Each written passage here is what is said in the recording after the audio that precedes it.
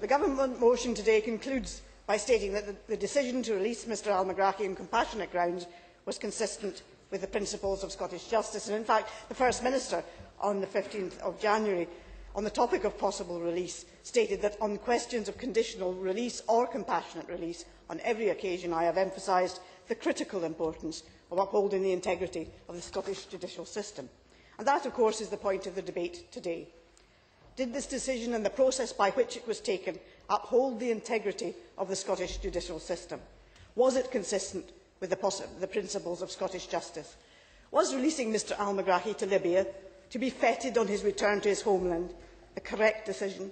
Was it compassionate to all those affected by the atrocity which took place over the skies of Lockerbie on the 21st of December 1988? Let me turn first to the meeting of the Cabinet Secretary with Mr Al-Megrahi in Greenock Prison on the 6th of August. I had received the impression from earlier statements made by Mr McCaskill that the prisoner had approached him with a request for a meeting. The acceptance of such a meeting would in itself seem to be highly unusual, but this was an exceptional case.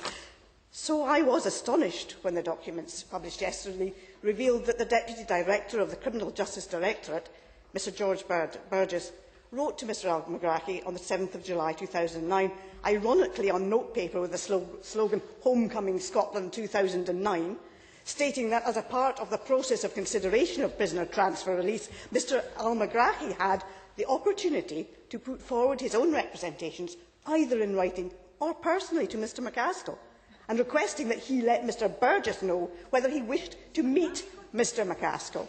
So it was in fact the Cabinet Secretary who offered to meet Mr Al-Megrahi, initially apparently to discuss prisoner transfer, despite that not being possible at the time due to the two outstanding appeals against his sentence. This offer was on the basis that Mr McCaskill had also received direct representations from other parties. So, on the 6th of August, the Cabinet Secretary met with a terminally ill man, a man missing his family, a man desperate to return to his homeland in time for Islam's most important festival, and probably the last opportunity he would be able to celebrate Ramadan. We also know that the possibility of Mr Al-Megrahi dropping his appeal was referred to at that meeting.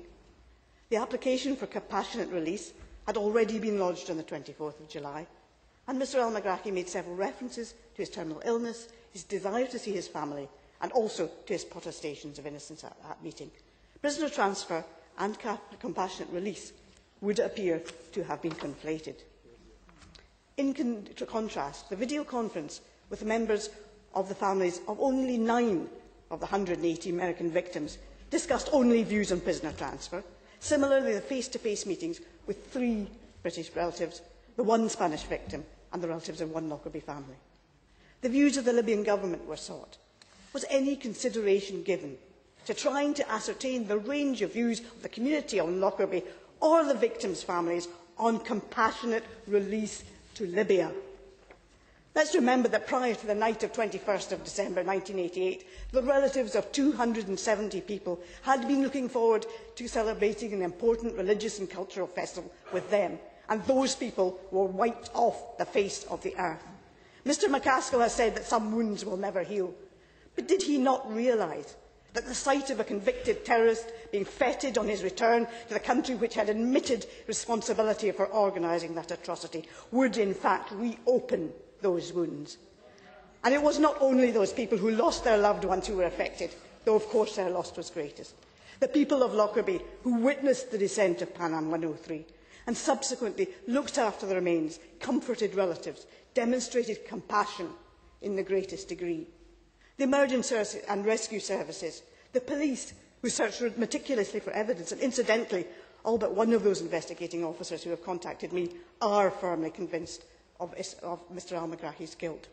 All were affected, all suffered to varying extents. One lady described in a recent letter to me her experience that night of hiding under her table with her 3-month-old baby, seeing the light from the unexplained explosions, the fire, breathing the fumes, convinced that they were going to die.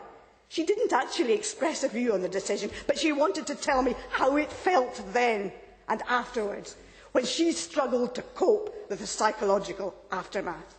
And even today, the town struggles under the yoke of being solely associated with the bombing. No, I will not. Has this decision upheld the principles of Scottish justice? Has that justice been extended proportionately to the relatives of the victims and the residents of Lockerbie, as well as to Mr Al-Megraki? Was real consideration given to the alternative of releasing Al-Megraki to secure accommodation in Scotland, where his family could be with him in his final days?